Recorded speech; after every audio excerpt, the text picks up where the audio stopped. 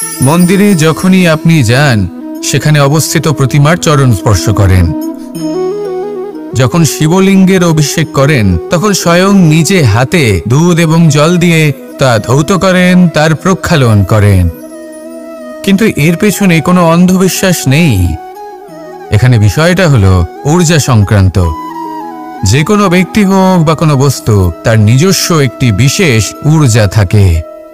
সেই জন্য যখনই আমরা বড়দের চরণ স্পর্শ করি তখন সেই স্পর্শ দ্বারা সেই বিশেষ ঊর্জা আমরা নিজের অন্তরে সমাহিত করি। তাই সব সময় মনে রাখবেন, কারোর চরণ স্পর্শ করার অর্থ এটা নয় যে আপনি কারোর সামনে তুচ্ছ হয়ে যাচ্ছেন। এর অর্থ হলো এটাই যে বড় হওয়ার জন্য সেই বিশেষ ঊর্জা আপনি তার থেকে প্রাপ্ত করছেন।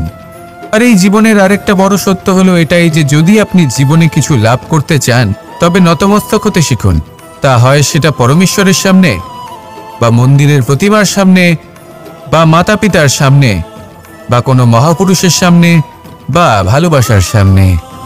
আসুন আর আমার সাথে ভালোবেসে বলুন, রাধা রাধা।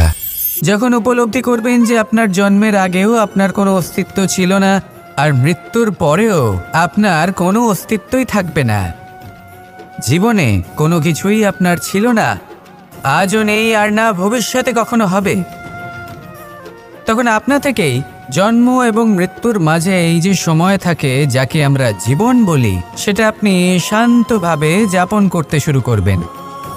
সেই জন্য জীবনে কখনোই অহংকার করবেন না, শুধু শুরু এবং শেষের কথা মনে রাখবেন। তাহলে আজকের এই বর্তমান শান্তিপূর্বক প্রসন্ন চিত্তে যাপন করতে পারবেন। রুদ্রাক্ষ। এই রুদ্রাক্ষ আসলে কি? কথায় আছে যে যখন রুদ্রের চোখ থেকে অশ্রু নির্গত হয়েছিল তখন যে স্থানে সেই চোখের জল পড়েছিল সেই প্রত্যেকটি স্থানে একটি করে গাছের জন্ম হয়, আর সেই গাছ থেকেই আমরা রুদ্রাক্ষ লাভ করে থাকি।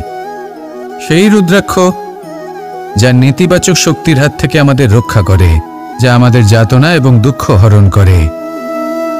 আমার আরাধ্য মহাদেব যখন উনি হলাহল গ্রহণ করেছিলেন এই সংসারকে, এই সংসারের সব থেকে বড় বিপদের হাত থেকে রক্ষা করবেন বলে, তখন উনি সবার যন্ত্রণা হরণ করেছিলেন, সবাইকে রক্ষা করেছিলেন।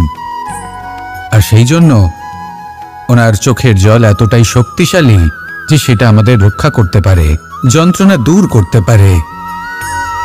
তাহলে এর অর্থ কি এটাই যে আমাদের সবাইকে রুদ্রাক্ষ ধারণ করতে হবে? না, সেটা তো আপনার নির্বাচন। এর দ্বারা আমরা এই শিক্ষা লাভ করি যে যখনই আপনি অশ্রুপাত করবেন এইভাবে করবেন তাতে যেন সংসারের মঙ্গল করতে পারেন। যদি আপনি নিজেও যন্ত্রণায় থাকেন তখনও অন্য কারোর যন্ত্রণাকে হরণ করতে পারেন, অন্য কারোর সংকট আপনি দূর করতে পারেন, অন্য কাউকে সাহায্য করতে পারেন। তাহলে আপনিও রুদ্রাক্ষের মতো পূজনীয় হয়ে উঠতে পারবেন। আসুন আর আমার সাথে ভালোবেসে বলুন, রাধা রাধা।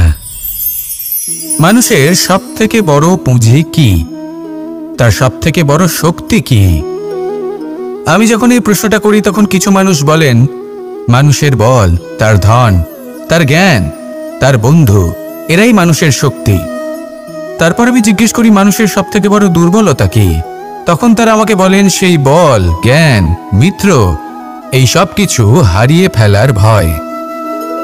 এই সংসারে এমন একটা আবেগ রয়েছে যা আপনার সব থেকে বড় শক্তিও হয়ে উঠতে পারে, আবার সব থেকে বড় দুর্বলতাও হয়ে উঠতে পারে। আর এই আবেগের নাম হলো বিশ্বাস।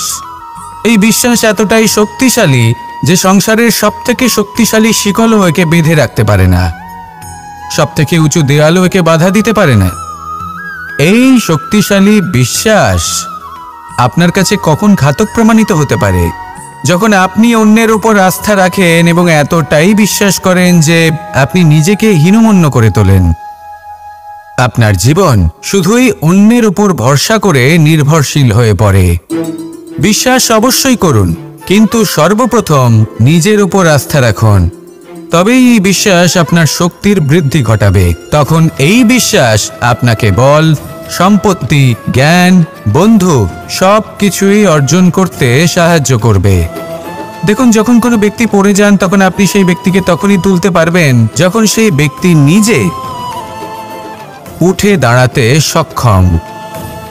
তাই কেউ আপনাকে যতই সাহায্য করুক না কেন, আপনি সেই কাজে তখনই সফল হতে পারবেন যখন আপনি নিজে চেষ্টা করবেন।